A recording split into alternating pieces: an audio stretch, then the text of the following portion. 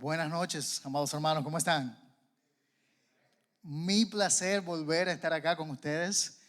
Yo no sé si ustedes escucharon la historia. El año pasado yo estaba para venir también, compartir con ustedes, pero en la voluntad de Dios, pero también en el ah, trabajo de las líneas aéreas ahí en el aeropuerto. No pude llegar a tiempo por varios vuelos de retraso. Pero gracias al Señor este año dijimos no vamos a depender, vamos a asegurar el viaje, venimos conduciendo. Así que desde el estado de Michigan, es un poco más allá de Detroit, más al oeste de Detroit, vinimos conduciendo con mi familia y estamos acá, Dios mediante, a compartir este fin de semana con ustedes. Mi familia, mi esposa, como acaba de decir Edwin, y mis niñas estarán acá el domingo también compartiendo con la familia. So it's a great privilege for me to be here with you guys. It's been if you didn't hear about the story, actually I met a guy last year. He was leaving the church. Who was it? Remember, I was talking here. I forgot. He was just leaving the church while I was skating. You guys were finishing, and but for different situations at the airport and delays in the flights, I got here late. But thankfully, I'm here now to be with you guys. Doy gracias al Señor, en primer lugar, por darme la oportunidad de estar aquí, pero también al pastor Moisés, a su familia, por su acogida, y también a los organizadores del evento, que no solamente me invitaron el año pasado, sino que también tuvieron a bien invitarme este año. So I'm very grateful for Pastor Moisés and his family, and those who are organizing the conference and the retreat, men's retreat, to be able to invite me again and to be here with you guys. It's a great privilege. We're really excited to spend the weekend with you all and my family as well. Nosotros estamos bien emocionados para pasar aquí el fin de semana con ustedes y mi familia también. I know that I was talking with some of you. I heard as well. Some of you are driving over an hour, and that's very encouraging to hear that you travel all the way to come here. God bless you. May God bless His word in our lives tonight. Escuché que algunos de ustedes están viajando hasta 1 hora de distancia. Eso es algo bueno, de mucho ánimo. Espero que el Señor bendiga su palabra en nuestros corazones en esta noche. I was giving a subject, a theme tonight that is I loved it, and it's a very specific but different subject. We're gonna talk about weakness, the power of the grace, making perfect our weakness, being made perfect in our weakness. Vamos a ver un tema bastante interesante, diferente, profundo, que es el tema de la debilidad. Y vamos a hablar del poder de la gracia perfeccionado en nuestra debilidad. Así que, brothers, before we open scriptures tonight, let us humble ourselves together before the Lord and let's ask for His help.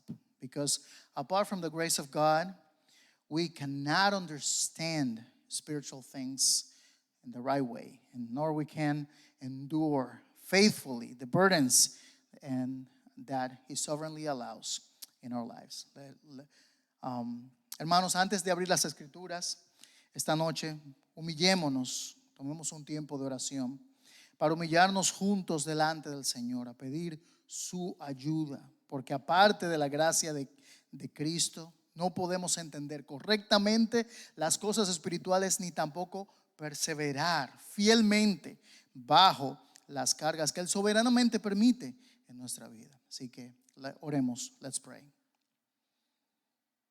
Our gracious Father, we come before you tonight in the name of our Lord Jesus Christ, and we confess that we are weak men, that we are finite, or needy, frail, and often fearful.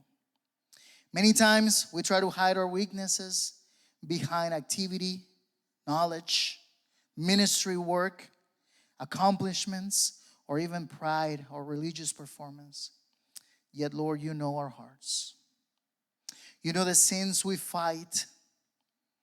You know the discouragements that we hide, the fears we do not speak about, and the wounds that still ache within us. Padre misericordioso, venimos delante de ti, Señor, esta noche, en el nombre de nuestro Señor Jesucristo, Confesamos que somos hombres débiles, Señor. Somos finitos, somos necesitados, frágiles y muchas veces llenos de temor. Muchas veces tratamos de esconder nuestra debilidad detrás de la actividad, del conocimiento tal vez, del ministerio, a veces del trabajo, los logros e incluso el orgullo o el desempeño religioso, Señor. Pero tú conoces completamente nuestros corazones. Tú conoces las cargas que llevamos, los pecados con los que luchamos, los desánimos que escondemos, los temores de los que no hablamos, Señor, y aún las heridas que todavía duelen dentro de nosotros. So, Father, tonight we ask you that you would exalt Christ before our eyes. Teach us that your grace is truly sufficient. Strip away our pride, our self-sufficiency, and our dependence upon ourselves. Teach us to boast not in our strength, Lord, but in the all-sufficient grace of Jesus Christ. Through the ministry of the Holy Spirit, Lord, strengthen weary men, comfort suffering men, awaken careless men, and deepen the faith of your people, Lord. May Christ increase and may we decrease. We ask, Lord, that you help us. Padre, esta noche te pedimos que exaltes a Cristo delante de nuestros ojos. Enséñanos que tu gracia verdaderamente es suficiente. Arranca de nosotros el orgullo, Padre, la autosuficiencia. Arranca nuestra dependencia de nosotros mismos, Señor. Enséñanos a gloriarnos no en nuestra fuerza, sino en la gracia completamente suficiente de Jesucristo. Por medio del ministerio del Espíritu Santo, fortalece a los hombres cansados. Consuela a los hombres que están sufriendo, Señor. Despierta a los hombres que tal vez están indiferentes. Y profundiza la fe de tu pueblo, Señor. Que Cristo crezca y que nosotros menguemos. Pedimos estas cosas en el nombre de Jesús. We pray these things in the name of the Lord Jesus Christ. Amen. So, at the beginning of World War II, the British Army faced one of the darkest moments in its history. In May, precisely, of 1940, more than 300,000 Allied soldiers were trapped on the beaches of Dunkirk, surrounded by the advancing German army. Humanly speaking, it looked a total defeat. The British Expeditionary Force had lost massive amounts of equipment, tanks, artillery, and supplies. And many believed Britain itself might soon fall to the Nazi invasion. Winston Churchill himself described it as a colossal military disaster. Al comienzo de la Segunda Guerra Mundial, el ejército británico se enfrentó a uno de los momentos más oscuros de su historia. En mayo, precisamente de 1940, más de 300,000 soldados aliados quedaron rodeados por el avance del ejército alemán y quedaron atrapados en las playas de la ciudad de Dunkirk. Humanamente hablando, parecía una derrota total. La fuerza expedicionaria británica había perdido enormes cantidades de equipo, de tanques, de artillería, de suministros, y muchos creían que Gran Bretaña pronto iba a caer ante la invasión nazi. Hasta el mismo Winston Churchill lo describió como un desastre militar colosal. And yet something remarkable happened. In the middle of that apparent weakness, ordinary vessels, small fishing boats, civilian boats, pleasure crafts, ferries, and volunteer sailors crossed the English Channel under constant danger to rescue the stranded soldier from the beaches. More than 338,000 troops were evacuated. What looked like a complete collapse became the beginning of a renewed endurance and future victory. Historians later call it the miracle of Dunkirk. Sin embargo, algo extraordinario sucedió. En medio de la aparente debilidad, embarcaciones ordinarias, pequeños barcos de pesca, botes de gente civiles, ferries voluntarios, cruzaron el Canal de la Mancha bajo constante peligro para rescatar a esos soldados atrapados en esas playas. Más de 338,000 tropas fueron evacuadas. Lo que parecía un colapso completo se convirtió en el comienzo de una resistencia y una fuerza renovada para una futura victoria. Los historiadores luego, posteriormente, lo llaman el milagro de Dunkirk, de la ciudad. So, brothers, Dunkirk illustrates an important truth. Sometimes strength is born precisely in moments when all self-confidence collapses. Sometimes what appears to be weakness becomes the very place where perseverance, dependence, humility, and eventual victory emerge. And spiritually, this is exactly what Paul is teaching in 2 Corinthians chapter 12. God often allows his people to come to the end of themselves, so they finally discover that the sufficiency of Christ is greater than the strength of man. Hermanos, Dunkirk, esta ciudad, este hecho, ilustra una verdad importante.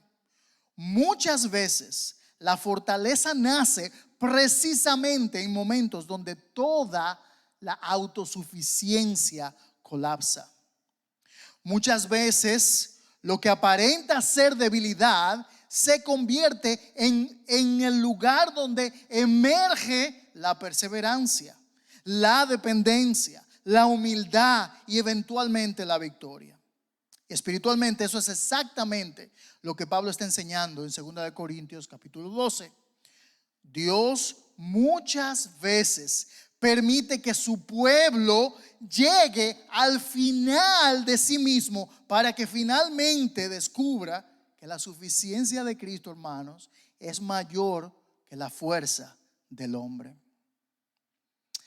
There are certain truths in the Christian life that sound beautiful in theory, but become deeply difficult when God writes them into our actual experience.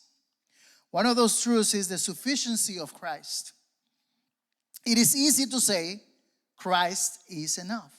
How many of us can we say, Christ is enough?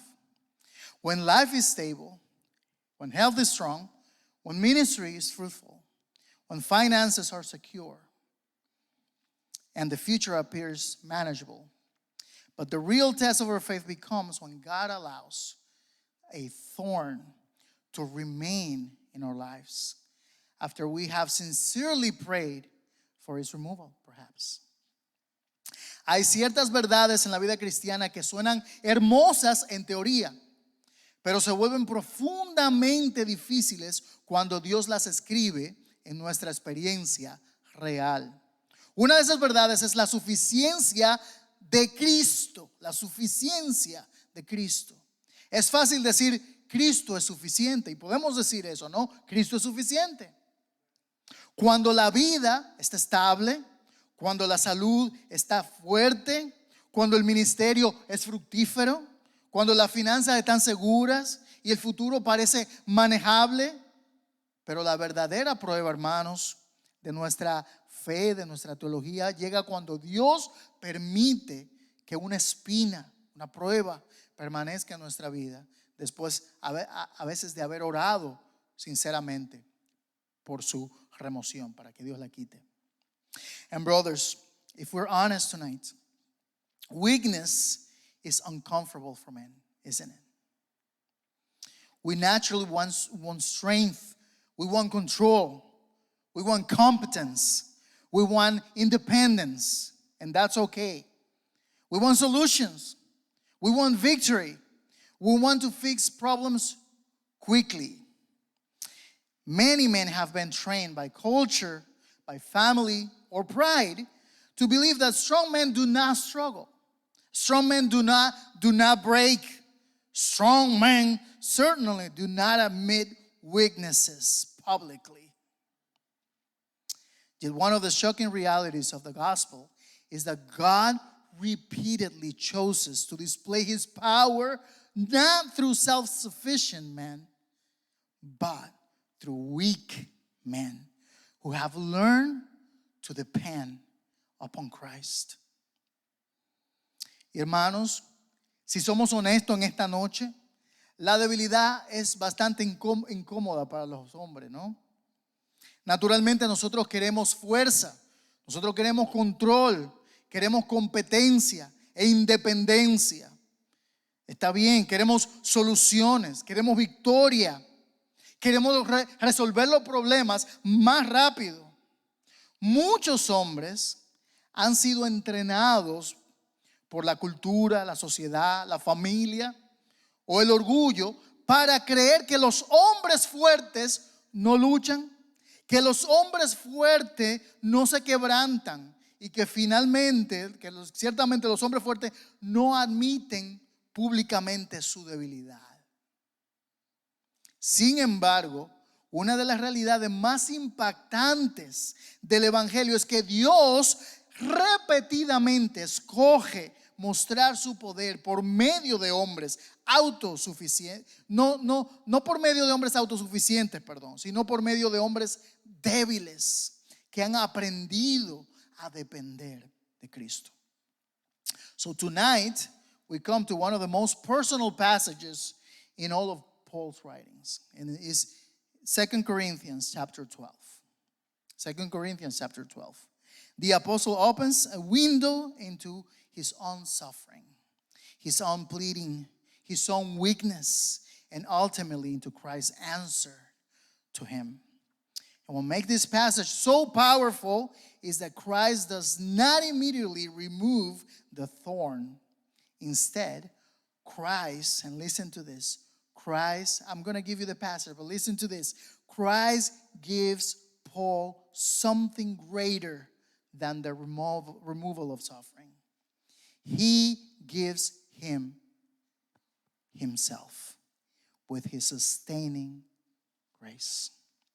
Esta noche llegamos a uno de los pasajes más personales de todos los pasajes escritos por el apóstol Pablo. En 2 Corintios 12, el apóstol abre una ventana hacia su propio sufrimiento, sus propios ruegos, su propia debilidad y finalmente hacia la respuesta de Cristo. Y lo que hace este pasaje tan poderoso es que Cristo no quita inmediatamente la espina. Yo le voy a dar el pasaje, pero escucha esto. En lugar de eso, Cristo le da a Pablo algo mayor que la remoción del sufrimiento. Él le da a sí mismo con su gracia sustentadora. So let's go to 2 Corinthians chapter 12, verse 7, and we're going to read through verse 9. A couple of verses. 2 Corinthians chapter 12, verse 7 through 9. We're going to read through the first part of verse 9, and then we'll continue with the rest of the passage tomorrow. Verse 7. So to keep me from becoming conceited because of the surpassing greatness of the revelations, a thorn was given me in the flesh, a messenger of Satan to harass me, to keep me from becoming conceited. 3 times I pleaded with the Lord about this, that it should leave me. But he said to me, my grace is sufficient for you, for my power is made perfect in weakness. And can we read that part together? My grace is sufficient for you, for my power is made perfect in weakness. Vamos a leer entonces 2 de Corintios, capítulo 12, versículo 7, y vamos a leer hasta el versículo 9, la primera parte, y la segunda parte vamos a seguir trabajando el resto del pasaje el día de mañana. Versículo 7, 2 de Corintios 12, 7. Y para que la grandeza de las revelaciones no me exaltase desmedidamente, me fue dado un aguijón en mi carne, un mensajero de Satanás que me abofetee para que no me enaltezca sobremanera. Respecto a lo cual 3 veces he rogado al Señor que lo quite de mí, y me ha dicho, ¿podemos leer esa partecita juntos? Bástate mi gracia, porque mi poder se perfecciona en la debilidad. Amen. To understand the force, the strength of this passage, we must remember the world in which Paul was ministering. The city of Corinth was wealthy, was an influential city, was highly competitive. It was a Greco-Roman city shaped by public honor, by social status, by rhetorical skills, by public honor, and a visible display of strength, as we see in that culture. In that culture, weakness was not admired. Weakness was shameful. Men gained honor through success, through eloquence, influence, power, and public recognition. So the Corinthians, they had absorbed much of that worldly mindset, and some false teachers whom Paul sarcastically, he calls them super apostles. Later in the letter, they were attacking Paul because Paul did not fit the cultural image of power and greatness. We see him calling in 2 Corinthians 11:5, that's when he calls them super apostle, and also in chapter 12, verse 11, he calls them again to these super apostles. Para entender la fuerza de este pasaje, debemos recordar el mundo en el que Pablo estaba ministrando. La ciudad de Corintio era una ciudad greco-romana que era muy rica, era una ciudad influyente, era una ciudad altamente competitiva y estaba moldeada por el honor público. Esto es importante, porque ellos veían el estatus social, veían la habilidad retórica, veían las demostraciones visibles de poder, como hemos visto en esa cultura. En esa cultura la debilidad no era admirada para nada. La debilidad era algo vergonzoso. Los hombres obtenían honor por medio del éxito, de la elocuencia, de la influencia y el poder, el reconocimiento público. Los corintios habían absorbido, los creyentes en la iglesia de Corintio, habían absorbido gran parte de esa mentalidad mundana, y algunos falsos maestros, a quienes Pablo llama sarcásticamente superapóstoles, o esos grandes apóstoles más adelante en la carta, estaban atacando a Pablo porque Pablo no encajaba con esa imagen cultural de poder y de grandeza. Y vemos eso en el capítulo 11, versículo 5, donde él les dice grandes apóstoles, usando ese sarcasmo, y también en el versículo 11, el capítulo 12. So Paul suffered constantly.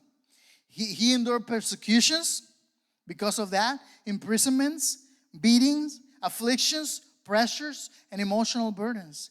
His opponents apparently looked impressive. They looked confident, they looked polished and triumphant maybe.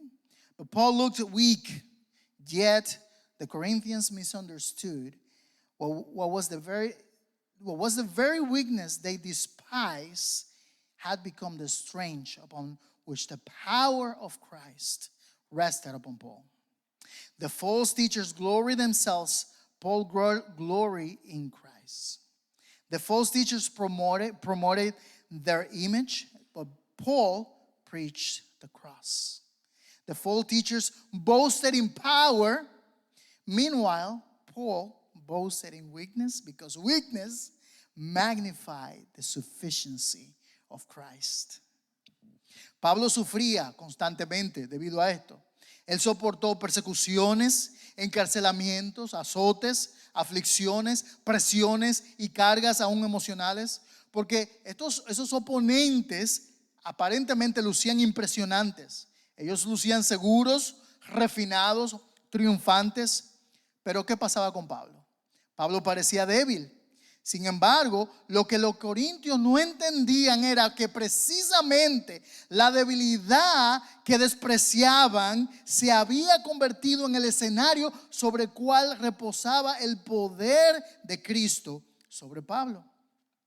Los falsos maestros se gloriaban en sí mismos. Pablo se gloriaba ¿en quién? En Cristo. Los falsos maestros promovían la autoimagen, pero Pablo predicaba la cruz. Los falsos maestros se gloriaban en el poder, pero Pablo se gloriaba en la debilidad, porque la debilidad magnificaba ¿qué? La suficiencia de Cristo. So this theme did not suddenly appear in chapter 12.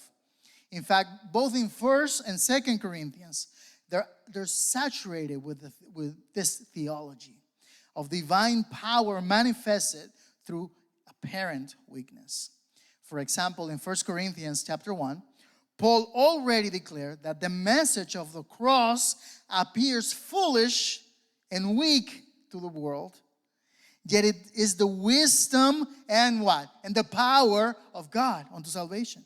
The cross permanently destroys human boasting, because salvation does not come through human greatness, but through a crucified Savior. Paul says in 1 Corinthians chapter 1 verse 27, but God chose what is foolish in the world to shame the wise. God chose what is weak in the world to shame the what? The strong. El tema no aparece aquí repentinamente en el capítulo 12. De hecho, tanto Primera como Segunda de Corintios, ambos están saturados con esta teología del poder divino manifestado por medio de una aparente debilidad. En Primera de Corintios capítulo 1, Pablo ya había declarado que el mensaje de la cruz parece locura y debilidad para el mundo, pero es la sabiduría y el poder ¿de quién? De Dios. La cruz, entonces, destruye permanentemente toda jactancia humana, porque la salvación no viene por medio de la grandeza humana, sino por medio de un Salvador crucificado. Pablo dice en 1 Corintios capítulo 1 versículo 27 que si no, lo necio del mundo escogió Dios para avergonzar ¿a quiénes? A los sabios. Y lo débil del mundo escogió Dios para avergonzar ¿a qué? A lo fuerte. So that biblical patterns stretches across the whole Bible, the whole redemptive history. For example, in the Old Testament, God gives Abraham and Sarah a promised son. How? Through barrenness and old age, so that the covenant promise would clearly be his work, God's work. Also, we see God reduce Gideon's army, so Israel could not boast in the military strength they had. For example, David, he defeated Goliath not by his natural strength, but because the battle what belonged to the Lord. Again and again, God weakens human pride so that divine grace receives the glory. And all of these patterns ultimately point to who? To Christ. Christ himself, who was crucified in apparent weakness, yet triumphant through the power of his resurrection. He had the victory. Ese patrón bíblico se extiende a través de toda la historia de la Biblia, la historia de la redención. Por ejemplo, vemos en el Antiguo Testamento a Abraham. Él le dio a Abraham y a Sara un hijo prometido por medio de ¿qué? de la esterilidad y la vejez, para que la promesa del pacto claramente no fuera la obra de ellos, su debilidad. Otro ejemplo, Dios redujo el ejército de Gedeón a tal punto que Israel no pudiera gloriarse de la fuerza militar. Era la obra de Dios. Otro ejemplo, David derrotó a Goliat no por su fuerza natural, sino porque la batalla que le pertenecía al Señor. Una y otra vez Dios debilita, hermanos, vean ese patrón. Una y otra vez Dios debilita el orgullo humano para que la gracia divina reciba la gloria. Y todos estos patrones finalmente apuntan ¿a quién? A Cristo mismo, quien fue crucificado en una aparente debilidad, pero triunfó por medio del poder de su resurrección. Amén. Okay, so let's look at point number 1. Vamos a ver el punto número 1. The thorn was under Christ's sovereign hand. Ese aguijón estaba bajo la mano soberana de Cristo. Paul says in verse 7, keep an eye on the Bible. It says, a thorn was given me in the flesh. Now, what was a thorn? You may ask. The exact identity of the thorn is never revealed. Throughout the church history, many believers have suggested that it was maybe a physical illness, perhaps a vision impairment or a vision deficit that he had. Some had proposed persecution, maybe emotional anguish, maybe spiritual oppression, or maybe ongoing affliction of any sort. But perhaps the Spirit intentionally left the thorn unnamed so believers in every generation could relate and could see their own weakness reflected in the passage. What matters most is not identifying the thorn. What is it? That's not the point. It's not identified with certainty. But the point is understanding God's purpose in it. Pablo dice en el versículo 7, vamos a leer la Biblia, mantenga su vista en el pasaje. Él dice que me fue dado un aguijón en mi carne.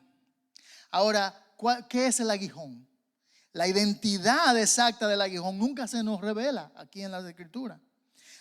Lo que sí, a lo largo de la historia de la iglesia, del cristianismo, muchos creyentes han sugerido diferentes cosas. Han sugerido, por ejemplo, que puede ser que haya sido una enfermedad física, tal vez un problema de la vista, tal vez se refiere a la persecución que Pablo estaba experimentando, tal vez a una angustia emocional que él sentía, o tal vez a una opresión espiritual que él estaba sintiendo, o tal vez una aflicción de diferente manera continua que él estaba soportando. Mas sin embargo, quizás el Espíritu Santo dejó intencionalmente el aguijón sin identificar. ¿Para qué? Para que los creyentes de cada generación nos pudiéramos identificar y ver nuestra propia debilidad reflejada en el pasaje. Así que lo más importante del pasaje no es identificar qué era el aguijón. Yo no traje esa respuesta para ustedes esta noche. Lo que sí es importante es entender el propósito de Dios en el mismo. Propósito de Dios. So notice carefully that Paul says the thorn, he keeps it and he says it was given. So even while he's describing it as a messenger of Satan, as he says after that, Paul still speaks in a way that ultimately recognizes divine sovereignty over affliction. This is profoundly important because, and it is also deeply comforting. Satan, brothers, Satan may afflict, but Satan never operates independently from the sovereign providence of God. Amen?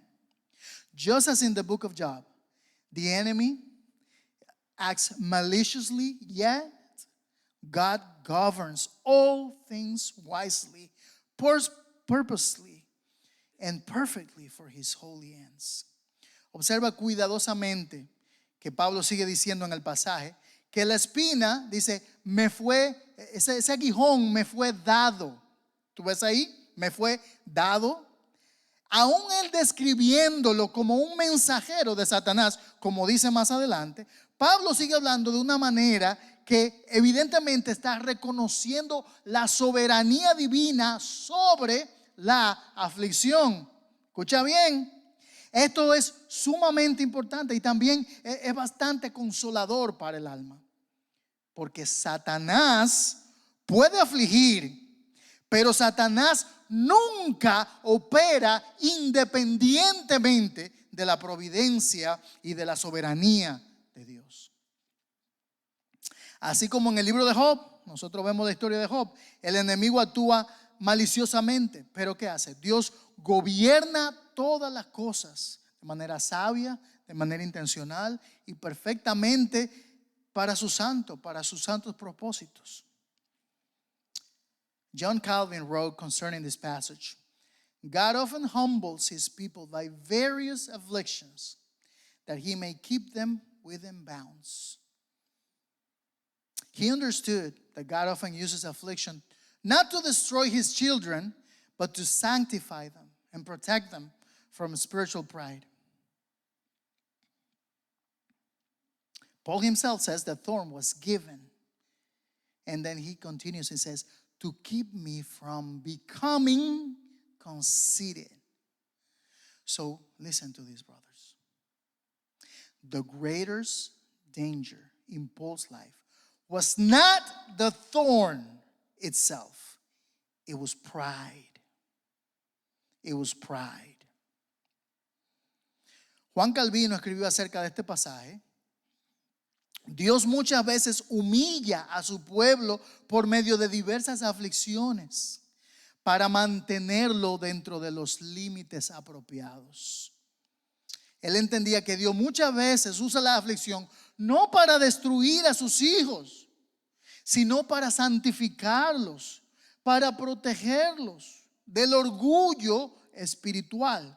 Porque Pablo, y presta atención, Pablo mismo dice que la espina, ese aguijón, le fue dado para que no me enaltezca sobremanera.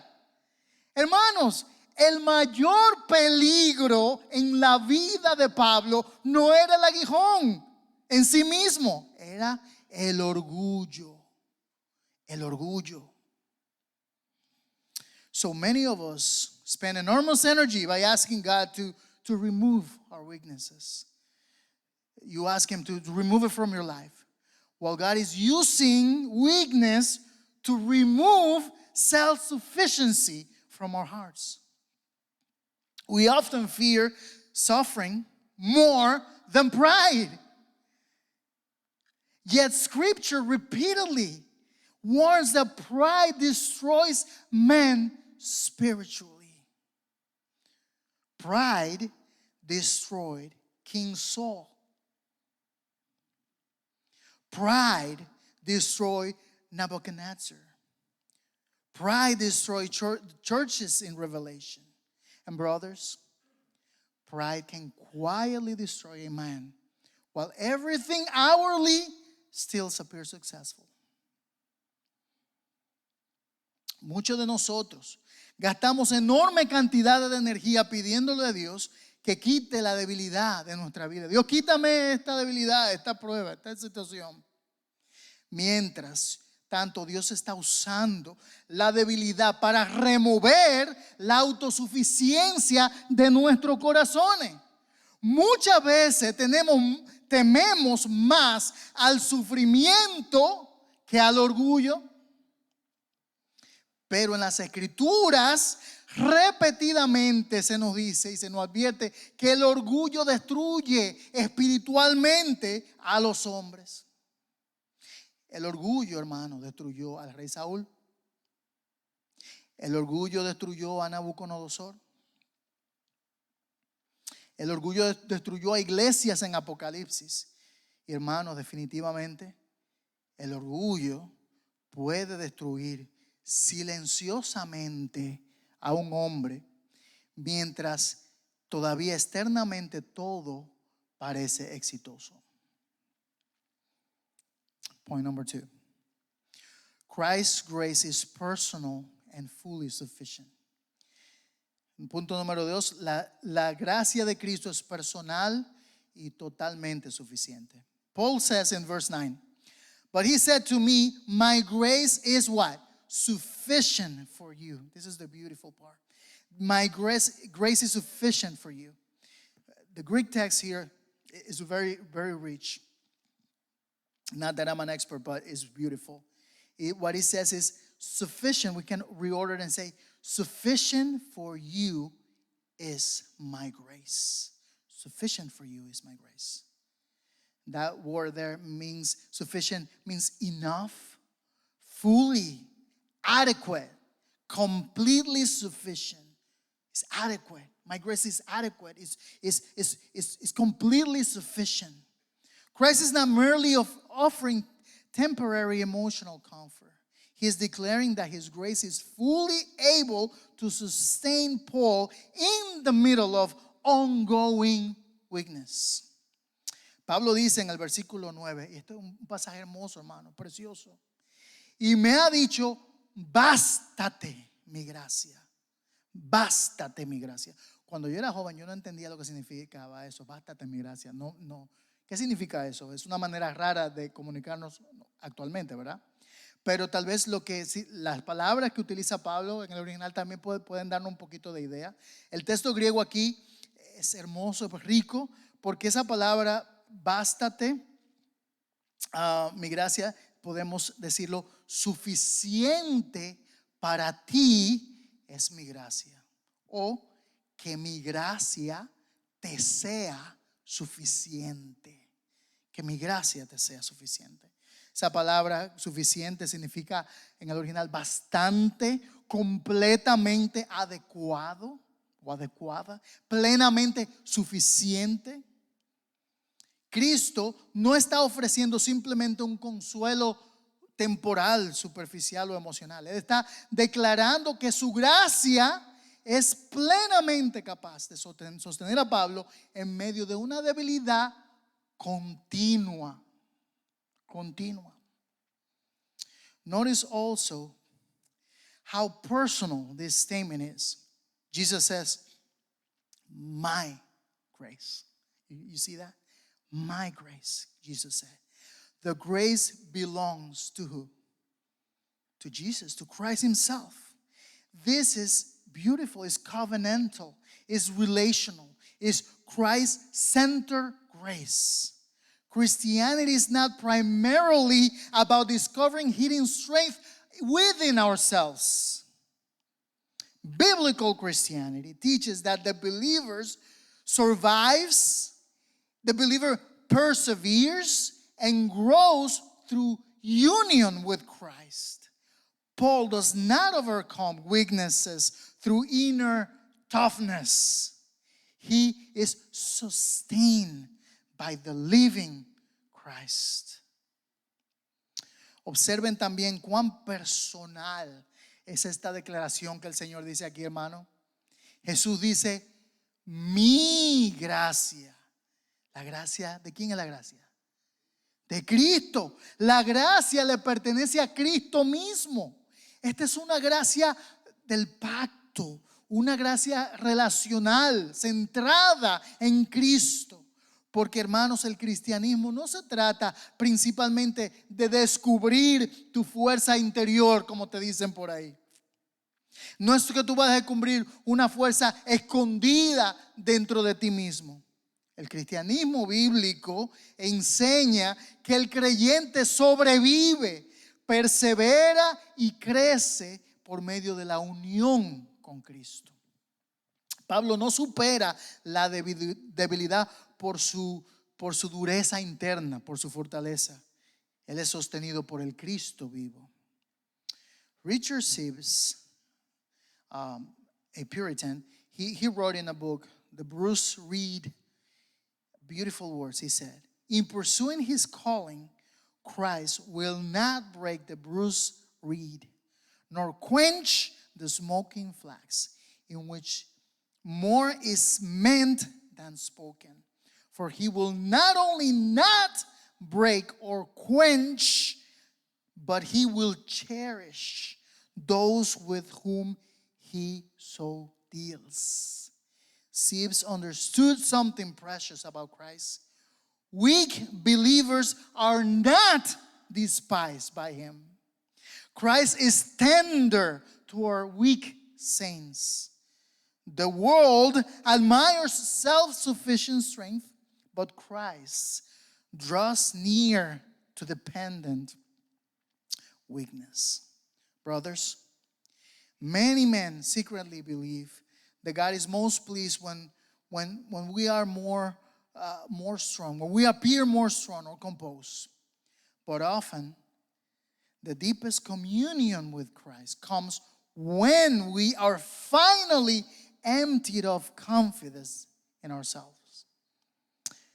El escritor puritano Richard Sibbes dijo en su libro titulado The Bruce Reed, o La Caña Quebrada, él escribió de manera hermosa esta palabra: al llevar a cabo su llamado, Cristo no quebrará la caña cascada ni apagará el pábilo que humea, con lo cual se quiere decir más de lo que se expresa.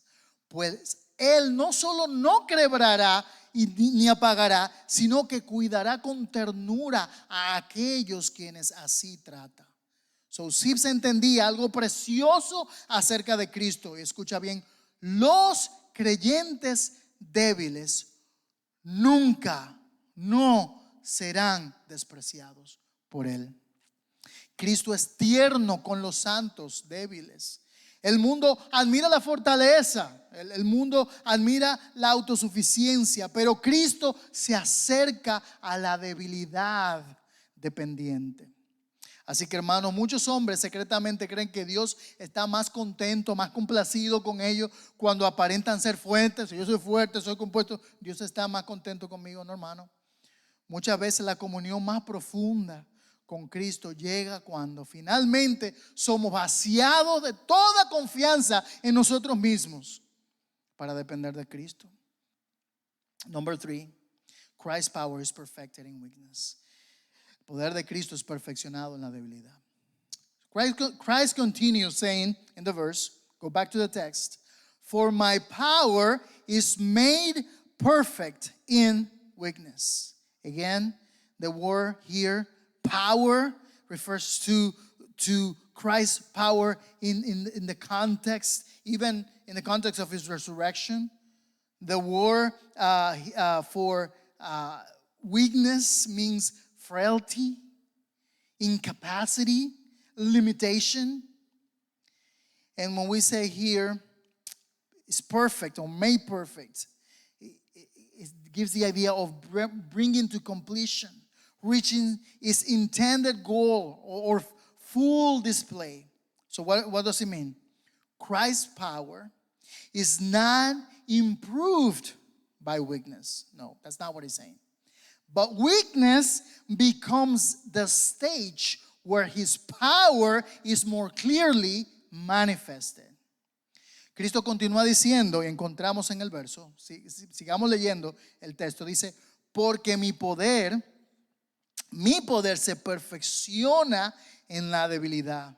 Esa idea de poder ahí se refiere al poder de Cristo en el contexto aún de su resurrección también. Y esa palabra, cuando nos habla de debilidad, también podemos entender algo como fragilidad, incapacidad o una limitación. Y el verbo poder, aquí habla de perfección, más bien se perfecciona, habla de plenitud, de algo que ha alcanzado su propósito, una manifestación completa. Entonces, ¿qué entendemos? Que el poder de Cristo no mejora por medio de la debilidad. La debilidad no añade al poder de Cristo, por supuesto, sino que la debilidad se convierte en el escenario donde su poder es mostrado con mayor claridad. ahí el poder de Cristo brilla más. This is one of the great paradoxes of the Christian life. The world says power comes through dominance, independence, control, and visible success. But the gospel declares that divine power shines most brightly when human pride collapses. Weakness strips away the illusion that we are self-sufficient. It's an illusion. Weakness exposes how needy we truly are. Weakness teaches us to pray, to depend. Weakness teaches us to cling to Christ and to abandon confidence in ourselves. Esta es una de las más grandes paradojas de toda la vida cristiana. Porque el mundo dice que el poder viene por medio del dominio, de la independencia, del control y del éxito visible.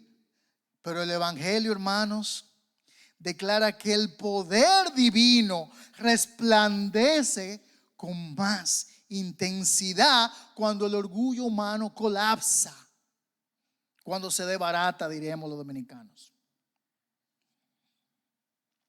La debilidad arranca esa ilusión de que somos autosuficientes. Es una ilusión.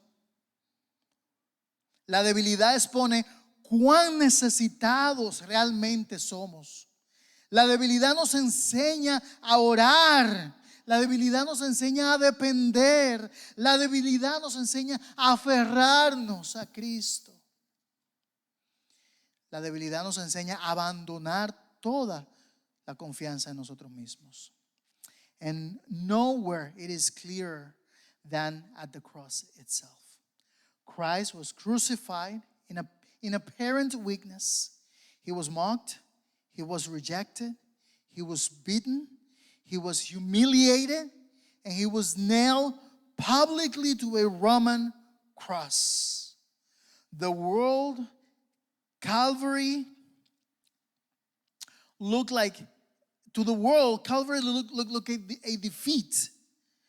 But in that very moment, Christ was accomplishing the greatest victory in history. What appeared weakest, it was his greatest victory. Through weakness came redemption. You see the importance now? Through weakness came redemption, came salvation. Through suffering came salvation. Through the cross came resurrection and glory. This is why Paul's theology is, some have called it cruciform.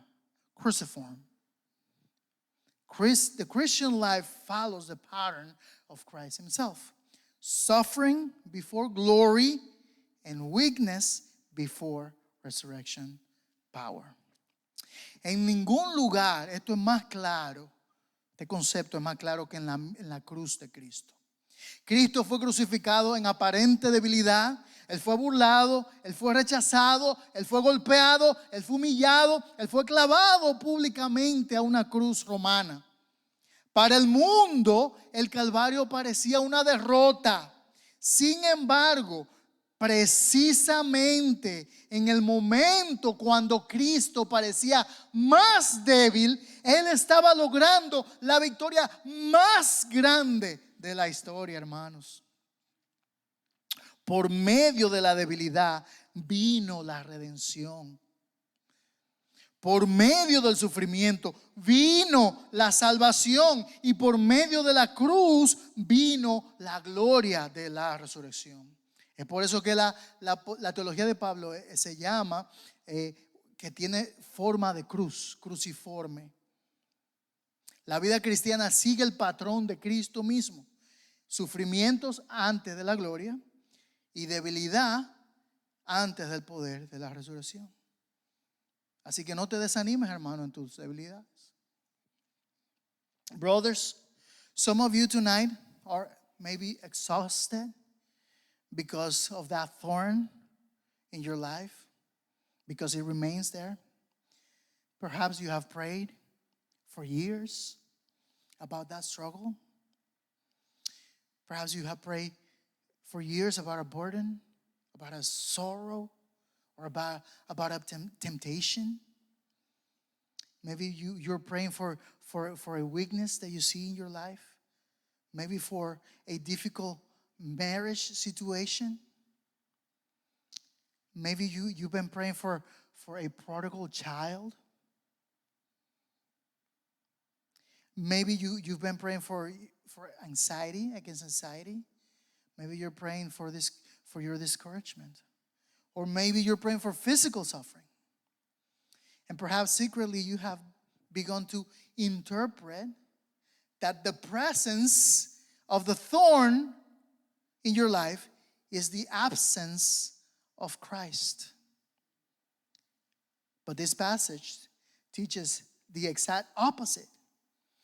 Paul had both the thorn and the presence of Christ at the same time.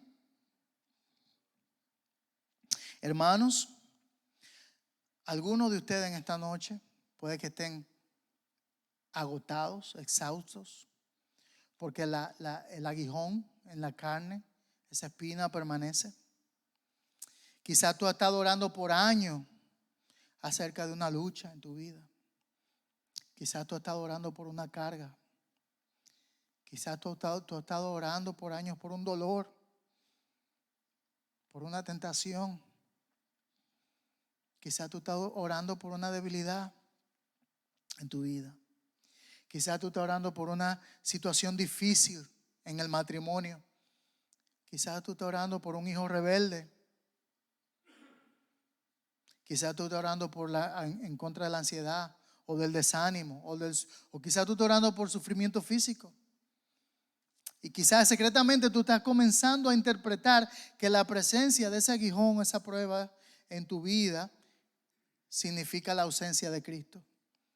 Pero no es así, hermano. Este pasaje nos enseña exactamente lo contrario. Pablo tenía tanto la espina como la presencia de Cristo al mismo tiempo. So the Christian hope is not that believers become naturally strong enough to handle life independently. The Christian hope is Christ Himself. His grace, brothers, is sufficient for weary fathers, for struggling husbands, for burdened pastors.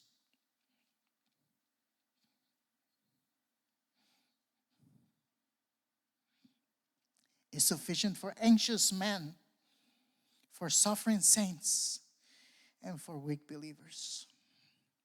The gospel does not say you are enough.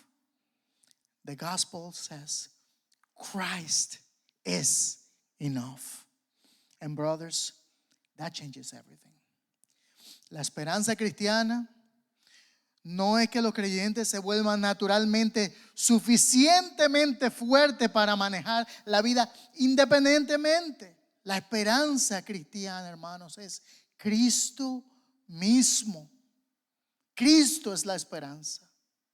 Su gracia es suficiente para padres que están cansados, para esposos que están luchando,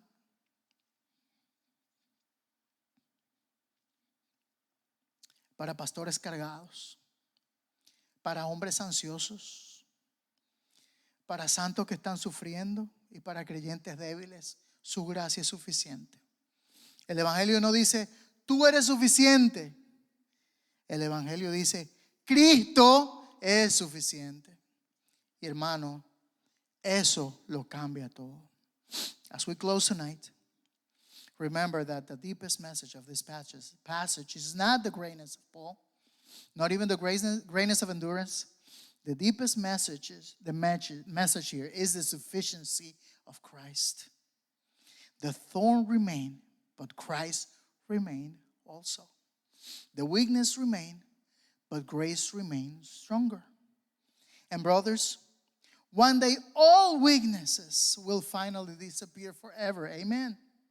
One day faith will become sight. One day suffering will give way to glory. But until that day, brothers, Christ continues to speak these words to his people. My grace is sufficient for you. A manera de conclusión esta noche, recuerden que el mensaje más profundo de este pasaje no es la grandeza de Pablo, ni siquiera es la grandeza de la perseverancia. El mensaje más profundo es la suficiencia de Cristo. La espina, ese aguijón permaneció, pero Cristo también permaneció. La debilidad permaneció, pero la gracia permaneció más fuerte.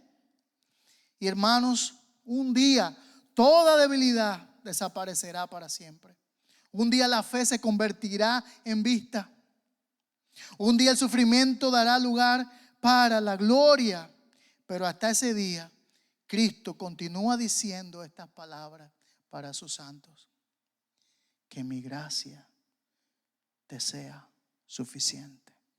Bástate mi gracia. Let's pray.